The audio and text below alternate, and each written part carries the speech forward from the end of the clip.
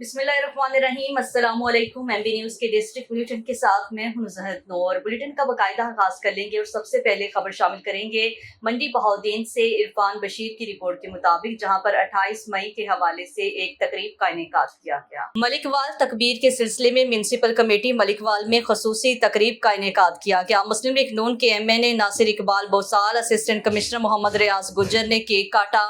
Municipal committee मलिकवाल में यौम तकबीर के सिलसिले में खसूसी तकरीब का इनेकाद किया गया, जिसमें ताजरों, सहाफ़ियों, सिविल सोसाइटी और सियासी नुमाइंदों ने शिरकत की। तकरीब से खिताब करते हुए मुस्लिम लीग नून के MNA नासिर इकबाल बोसाल ने कहा है कि 28 मई 1998 पाकिस्तान की तारीख का अहम तरीन दिन था, जब साबिक वज़ीर आज़म और कायदे मुस्लिम लीग नून मियां मोहम्मद नवाज शरीफ ने आलमी दबाव को मुस्तरद करके 6 एटमी धमाके करके पाकिस्तान को दुनिया का पहला मुसलमान एटमी मुल्क बनाया। उन्होंने कहा कि एटमी धमाकों ने पाकिस्तान को एक ताकतवर और महफूज मुल्क बनाया। मेंबर कौमी असम्बली नासिर इकबाल बोसाल ने कहा है कि पाकिस्तान को एटमी ताकत बनाने में साबिक वज़ीर आज़म जुल्फ़िकार अली भुट्टो और मोहसिन पाकिस्तान डॉक्टर अब्दुल कदीर खान की कोशिशों को भी खराज तहसीन पेश करते हैं। इस मौका पर असिस्टेंट कमिश्नर मोहम्मद रियाज गुज्जर ने कहा है कि पाकिस्तान एक महफूज मुल्क है।